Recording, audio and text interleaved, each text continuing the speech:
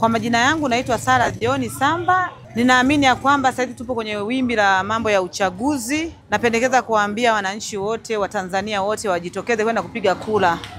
Kwa sababu kura, ukienda kupiga kura ndio utapata kiongozi aliye bora. Ukikaa nyumbani hutapata kiongozi aliye bora.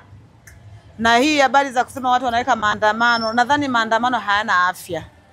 Moja, tutakosa amani, tutashindwa kufanya biashara zetu. Kama saizi hapa mimi nipo kazini kwangu nafanya biashara, nina amani, Tanzania yetu ina amani. Tukianza kuweka maandamano manake tutaivuruga amani tulionayo Tanzania. Manake unaweza kuandamana ukashangaa unavunjwa miguu, ukaacha familia yako inateseka. Tujitokeze kwenda kupiga kura tarehe 29, tukapige kura tukachague rais aliye bora. Kwa sababu utakapokaa nyumbani utaanza wamenichagulia kiongozi huyu, lakini ungeenda wewe ungemchagua unayemtaka.